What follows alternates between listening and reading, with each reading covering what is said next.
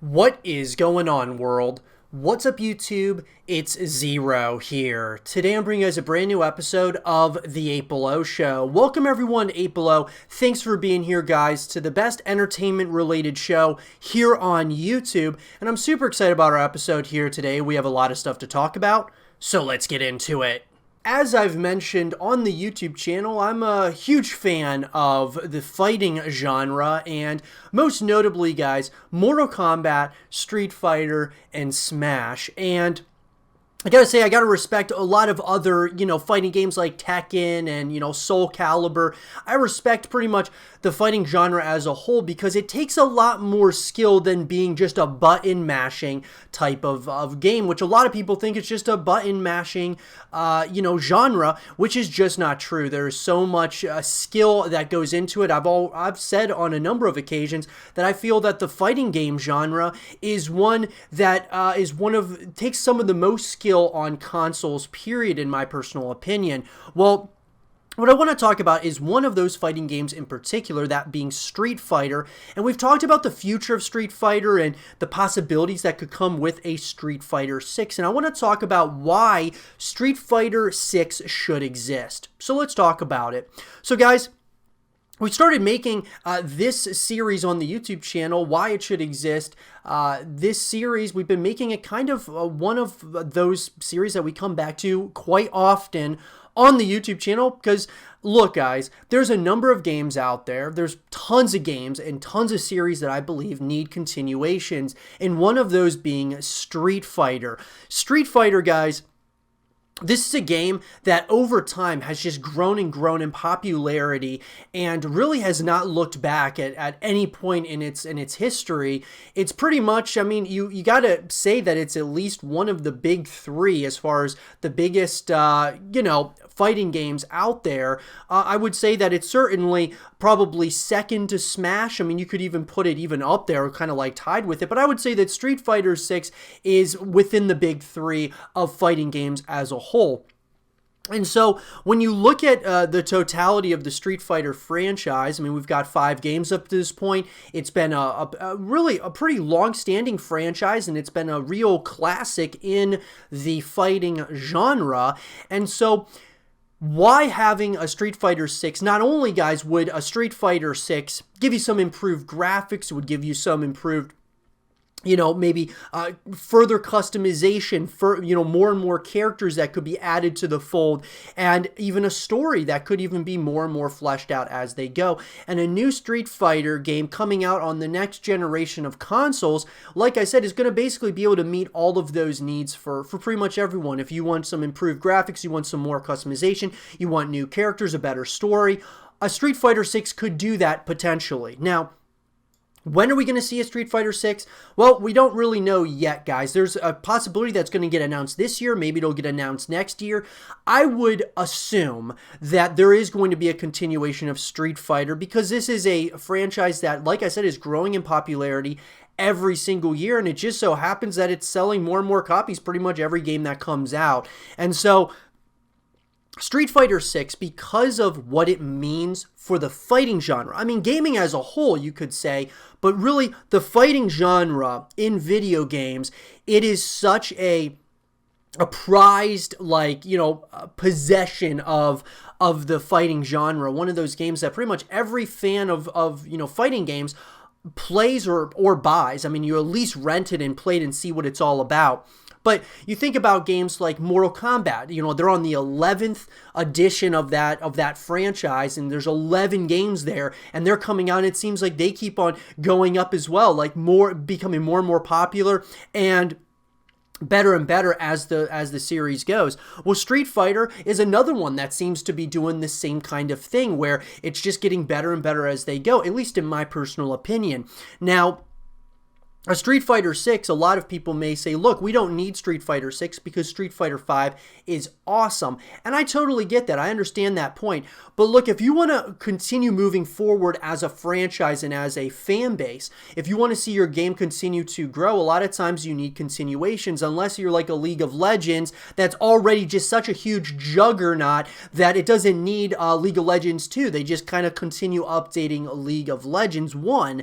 And So, Riot Games has been very vocal about not making another League of Legends. Also, the business model is different with both these games. Obviously, one is a pay, you got to pay to play, and then the other is a free to play, which is a bunch of microtransactions in it, that being League of Legends. So what I'm getting at here, guys, is if you want to see, the following grow, the fan base grow, and see, the next step for the franchise. I mean, they've made 5 games up to this point, so why not continue the legacy that they started? I look at games, one of my favorite games of all time, StarCraft, has not had a StarCraft 3 made, and it's been, going on 10 years now of StarCraft 2. And not that I don't love StarCraft 2, I think it's one of the greatest games ever made, in my opinion, the greatest real-time strategy, in my opinion. But what I will say about it is this. If you want to see the fan base continue growing, because we've seen growth in StarCraft has slowed, even though there's a free-to-play, you can play it free now, which is awesome, and that's grown, the fan base. But all in all, a continuation would expand upon the lore, the story. It would create more characters, more, in StarCraft's instance, you could create more races. You could create all kinds of different neat additions that you didn't think were possible. And look, if Street Fighter 6 ends up not being that great of a game, you can always go back to Street Fighter 5 or one of the other editions of the franchise. I mean, we look at games like StarCraft, where I think StarCraft 2 is significantly better than StarCraft 1. Lots of people have stayed on StarCraft 1. They may have tried StarCraft 2, but they ended up going back. Same thing with Call of Duty. There's a ton of Call of Duty games. Some people have their preferences, and so some people go back to Modern Warfare 2 or to Black Ops 2 instead of playing, after playing a little bit of the newer games. So there's nothing wrong with that, but having a legacy that continues, that tries to build upon what they've kind of started, I just think that Street Fighter 6 could definitely do well in the next generation of consoles. And look, it could continue that legacy. I mean, Street Fighter has become a great competitive game to watch as well. And that's the other part of it, is that you could see the esports side of Street Fighter continue to grow and kind of see something that, it turns out to be something quite special, potentially, right? Not that Street Fighter 6 is going, it has to happen, but I think that it deserves to exist. It should exist at some point or another in gaming. And like I said, we have no idea when Street Fighter 6 will come out. We don't even know if it is coming out. We're just going based on speculation, guys, because of how well Street Fighter 5 did as far as sales are concerned, critical reception, and things of that nature. You kind of look at all those things, and it just makes sense to continue this, because I want to see the continuation of the story. I want to see the lore continue, because I'll tell you this, with Mortal Kombat, when I started playing Mortal Kombat, I absolutely loved it, but I loved it not just because of the multiplayer experience, which is what keeps you coming back, but also the story itself, understanding the story and seeing where they're kind of going and seeing those continuations as the series progresses. And it's become my favorite fighting game at this point. And Street Fighter is one of those that's even more popular than Mortal Kombat. So why wouldn't they want to continue building on what they're doing? So, a Street Fighter 6, guys, I believe it will exist at some point or another. I believe it definitely should, with the next generation of consoles coming out, that being the Xbox Series X and the PS5. Why not? Why not? I mean, a lot of people say, why do we need it? Well, why not have it, as another game in the franchise? Sure, you don't want something that is going to be pretty much a copy and paste of the previous editions of the franchise, but you just want something that can continue diving you into the lore and the story, as well as like the multiplayer experiences of Street Fighter in this instance. So, with that being said, guys, I want to hear from all of you. Do you think that Street Fighter 6 should exist? And if it should, let me know in the comment section below what you guys want to see in Street Fighter 6. And at some point or another, I'm sure we're going to hear more information about Street Fighter 6 in probably the coming months or the coming years. And I'll be sure to keep you all up to speed as further information comes out. But let me know what you guys think. And for more Street Fighter 6 content and videos, stay here with Zero TV.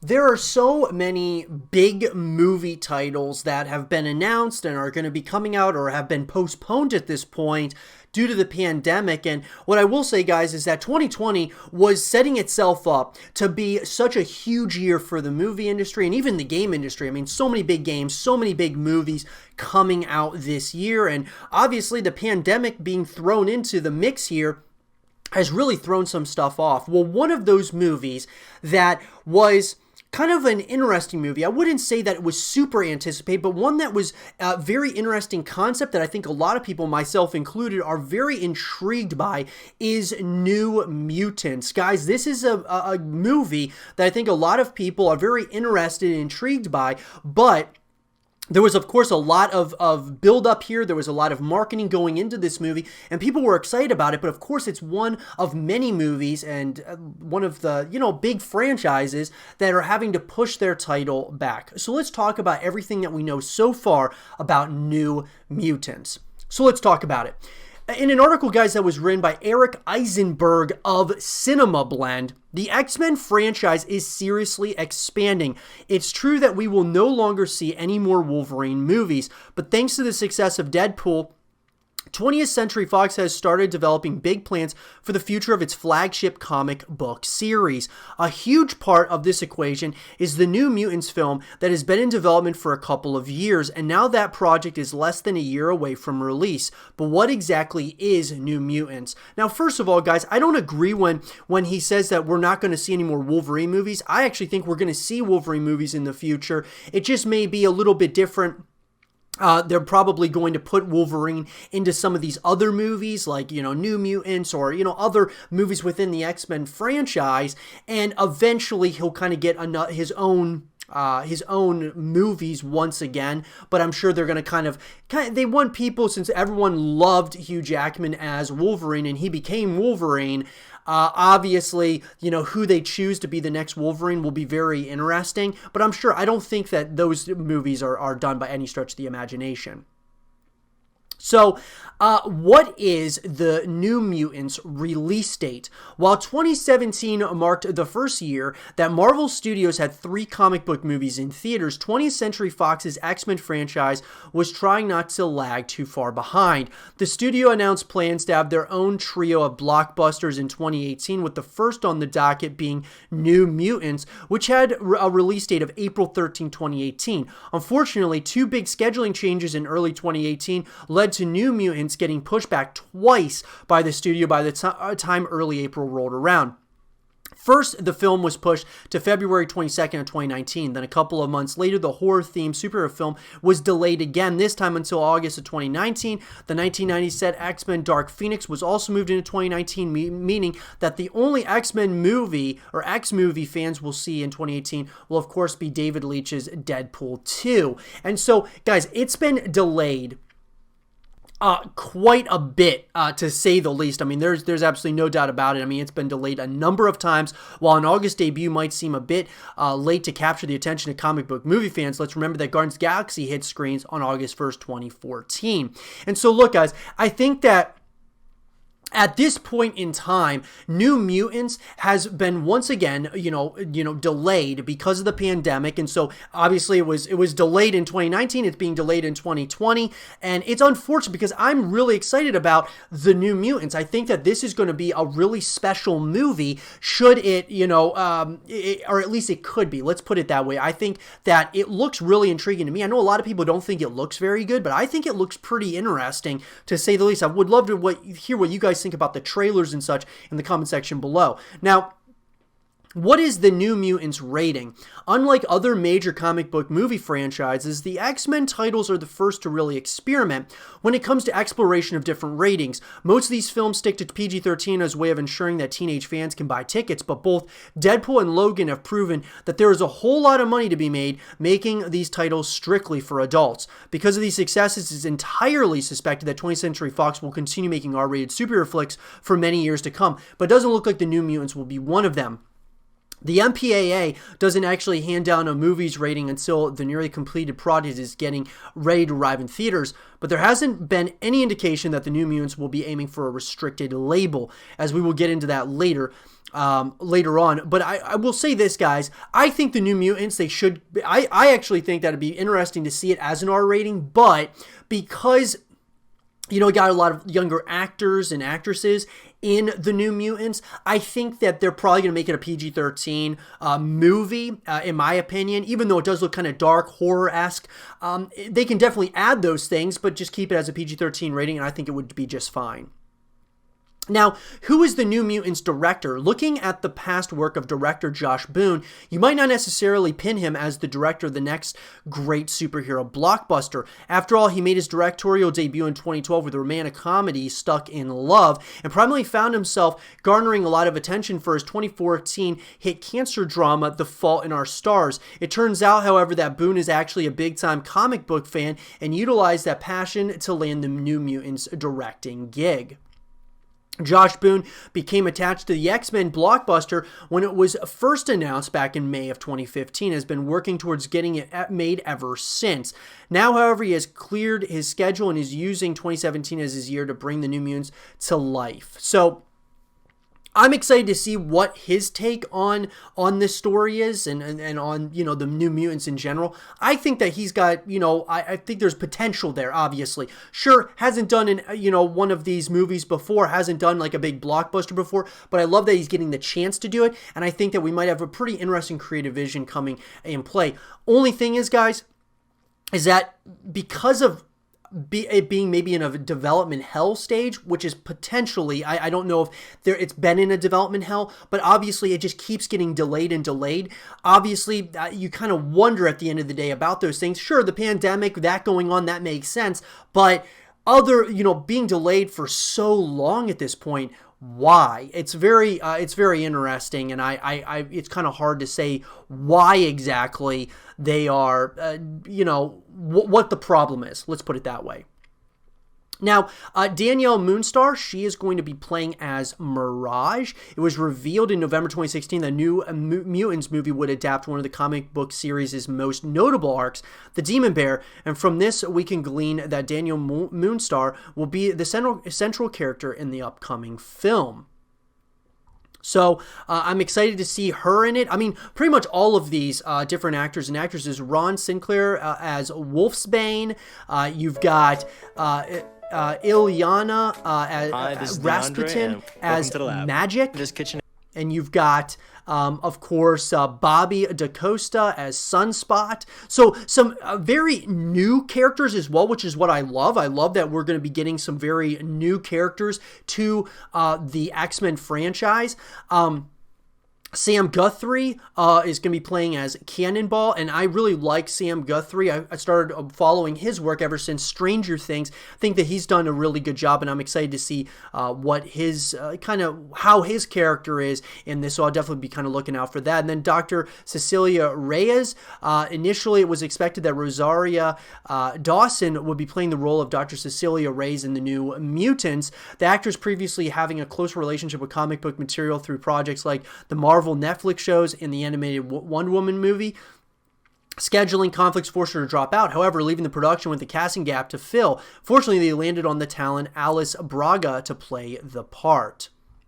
So, overall, guys, what we know so far about this, even though the trailers, they haven't really given us, haven't given away too much, I don't think. I'm very excited about this movie whenever it comes out. I mean, I'm definitely going to go watch it. I'm going to go into it, though, with lower expectations because I believe that this movie was something that potentially has gone through a development hell process and just has been having some trouble getting made at the end of the day. So what I will say is this, guys. I believe personally that there is something here. There's something special with the New Mutants. I don't know how well this could do. This could either do really well or it could be a box office bomb when it comes out. It's very hard to say, but I think that if they hit on everything that we want, that being like the new characters and just kind of expanding upon the X-Men franchise, I think that this could do super well. I really do. I believe that this could be a movie that really sets us up for the next, phase of the X-Men universe. But I would love to hear from you guys. What do you guys think in the comment section below about the New Mutants? Are you excited about this movie? Do you think that it's going to be a box office hit or a bomb? Or what do you guys think? Let me know in the comment section below. And for more The New Mutants content and videos, stay here with Zero TV. One of the most anticipated horror films of 2020 is A Quiet Place Part 2, which so many people are talking about, and it seems like it could very well meet our expectations if the trailers are to suggest anything about this movie in particular. But I want to talk about, in this last segment of the show, where is A Quiet Place Part 2? Because this is a movie that was meant to come out a lot earlier this year, and now it's been postponed for a couple of reasons. And I think the most notably is obviously the pandemic going on in our world. But I think there might be some other reasons, and I think that in this video I want to kind of just suggest that there is potential that A Quiet Place Part 2 might even be postponed even later on. So let's talk about it. So guys, if you go on the IMDb page of A Quiet Place Part 2, it's a PG-13 rating, it's an hour and 37 minutes, so it seems like this movie is definitely, it's finalized at this point. It's 100% done. Following the events at home, the Abbott family now face the terrors of the outside world. Forced to venture into the unknown, they realize the creatures that hunt by sound are not the only threats lurking behind the sand path. And obviously, guys, from the trailers we saw that there's other humans out there that are looks like there's a lot of mystery to some of these other humans that are out there. And so this is going to kind of add some new elements, I believe, to the story, which I'm really excited about. But notice that the release date is September 4th of 2020 now, guys. Obviously, it was moved. And, I think the main reason, obviously, was that the pandemic going on. This was a movie that was originally going to come out earlier in the year, and now it got pushed back because of the pandemic. Because of course, the studios want to make sure with any of their blockbuster films that they have time for marketing, that people are actually going to the theaters. They don't just want to release these onto streaming services. At least as of yet, I don't think that we're at that point quite yet that they're ready to start just pushing them onto streaming services. But in an article that was written, guys, by Zach Sharf of IndieWire, Paramount Pictures has announced it will now open A Quiet Place Part 2 in theater September 4th. The film will be released nationwide. So September 4th, so later on in the year, guys, which by the end of the year, man, we've got a ton of movies coming out. I mean, we can talk about, Godzilla versus Kong. You got No Time to Die, Black Widow. I mean, the slate is getting packed near the end of the year, especially in November. Paramount Pictures is delaying the upcoming release of John Krasinski's horror sequel, Quiet Place Part 2. The movie was set to begin its international rollout on March 18th, including in the United Kingdom, before a nationwide bow in the US on March 20th. Krasinski, who wrote and directed the sequel, issued a statement on social media explaining how the pandemic has made it impossible for the world to experience Quiet Place Part 2 together, which is his ultimate wish for the movie. One of the things I'm most proud of is that people have said our movie is one you have to see all together, Krasinski says. Well, due to the ever-changing circumstances of what's going on around us now is clearly not the right time to do that. As insanely excited as we all are for you to see this movie, I'm going to wait to release the film until we can all see it together. So here's to our group movie date. See you soon. Quiet Place Part 2 reunites Emily Blunt, Millicent Simmons, and Noah Jupe as members of the Abbott family who venture out away from home and link up with fellow survivors in an apocalyptic world where alien monsters hunt for prey using only sound. The original Quiet Place was a major financial success for Paramount in 2018. The horror film took in $188 million in US and just over $340 million worldwide. Box office expectations are high for Part 2, and opening the film amidst the outbreak could have greatly affected the numbers, considering theaters across Europe remain closed. And then Paramount said in a statement, after much consideration and in light of the ongoing development situation concerning the pandemic and restrictions on global travel and public gatherings, Paramount Pictures will be moving the worldwide release of A Quiet Place Part 2. Now look, guys, here's the other thing I'm going to say about this, is they've delayed it, to September. The movie's obviously done at this point. They can continue kind of working on things if they want to make it even better, and some things that they might, just kind of give it some more time before people start watching the movie.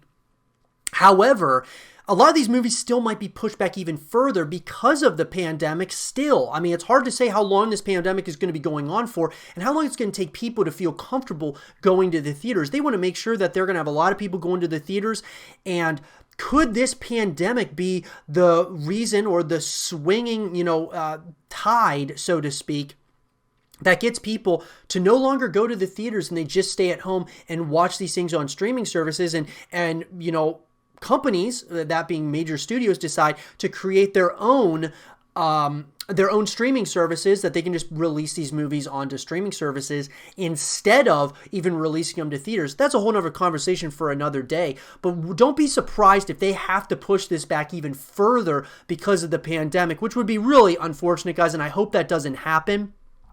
But at this point, guys, I think that there's a couple of things that we can kind of take away from this.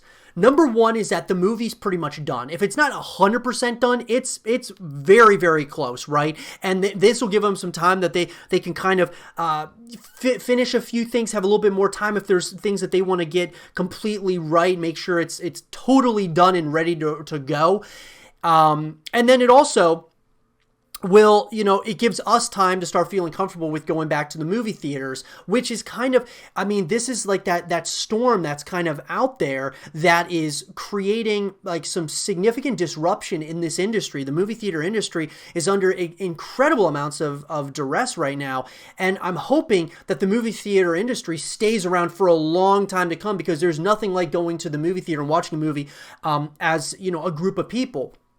But I think what this is actually going to force theaters to do is it's going to force them to actually, kind of do the things that we as moviegoers want. That being maybe lowering movie prices, lowering the cost of maybe, some of the concessions at the theaters, making them a little bit even more like a movie experience versus us just staying at home and waiting for these movies to come out on DVD or to come out on streaming services, because that is the way and where this entire industry is headed in the direction of. It looks like that the movie industry is going to be directly cut out of everything. Because if you think about it, if you're Disney or if you're Paramount Pictures, you're thinking to yourself, well, this might be an opportunity for us to release A Quiet Place Part 2 directly onto our own streaming service where we don't have to do any kind of revenue share with the movie theaters. Now, sure, a lot of people, they might not make as much money because it's not in theaters, but over time, they're going to make a lot more money if they just have all their subscribers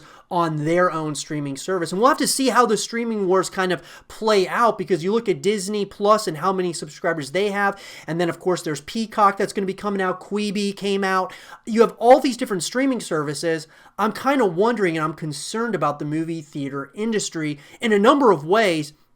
But I think the movie industry, because of this pandemic, is going to force them to have to evolve and figure it out very quickly, because if they don't, there's going to be problems on the other side, in my opinion, which we don't want the movie industry to go somewhere, guys. We don't want it to go extinct, because there's nothing like going to the movie theater and experiencing it with a bunch of other people. But like I said, I would love to hear you guys' thoughts on that.